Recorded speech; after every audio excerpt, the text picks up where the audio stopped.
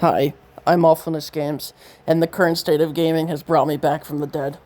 I'm sure by now you know that Sony and the PlayStation 5 are trying to make sure you own nothing and you need to be happy.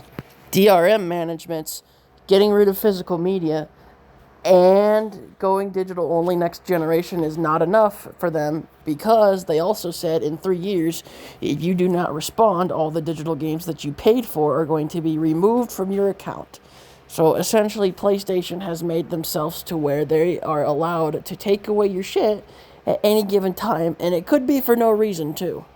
And it's only a matter of time before Nintendo and Xbox go down that same train, which Xbox, I believe, is also going to do with disc to digital media that's going to happen. So, to combat these issues, I have prepared a set of rules that is very recommended if you want to preserve your games. And I'm about to go through all of them with you.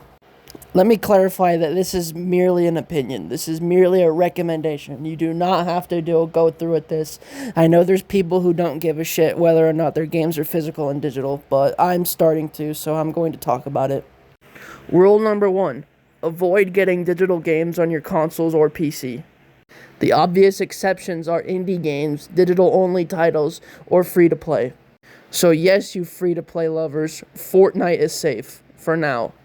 Rule number 2, if you do want to get a digital game, or you have no other way to get physical games, then wait till the digital games are on sale, so you get a better deal. I regret buying Sonic Racing Crossworlds for $100 last year. Rule number 3, if the game you want is a multi-platform release, try to get it on console through physical means possible. So let's say, like maybe the upcoming Toy Story Retro Roundup, I plan to get it on either my Switch or PS5 through a physical form of media, so either the cartridge or the discs. What I'm saying is, if a game comes out and it's multi-platform for console and Steam, opt for the console version if you can, and try to get a physical disc or cartridge for it. Rule number 4, if possible, test the game you want to play on an emulator first before you decide to buy it. What I mean is, like, let's say a new Nintendo Switch 1 game is about to come out. Some asshole would probably leak the ROM a couple days early. So if you can, take that opportunity to get it, test it out, and if you like the game, go ahead and buy it when it comes out. But if you don't like it, don't waste your money. Rule number 5 is to download and emulate as many ROMs and games as possible. I already made a whole video talking about that, actually.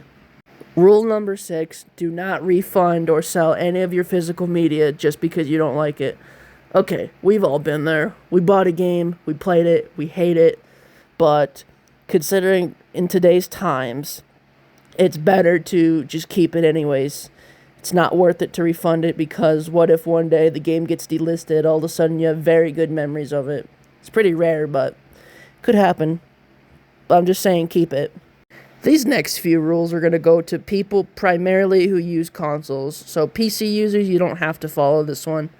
Rule number 7, do not pay for online subscriptions unless you know that you're actually going to use it. So let's say you have a Nintendo Switch as your only form of entertainment, and you know friends who play Nintendo Switch 2 and have the same games you have, and you know that you play it a lot, a lot.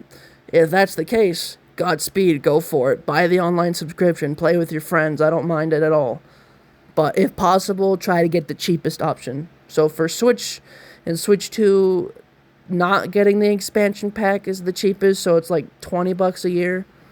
Rule number 8, if you find any old consoles, like a Wii or a 3DS, lying around in your house and they still work, mod the hell out of them if possible. If you have a PC, follow the guides on how to mod the said console. Then once you modded it, you got homebrew, free games, backwards compatibility, you have it all. And then finally, here's one bonus rule dedicated to only the Switch 2 users. Do not buy game keycard games. If possible, try to find a Switch 1 version of the game, because there's probably not going to be that much of a difference. Because if you want to care about preservation, then you'll want your Switch 2 games to be the full game on the cartridge.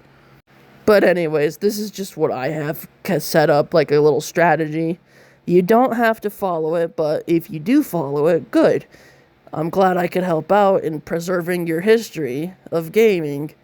Anyways, bye.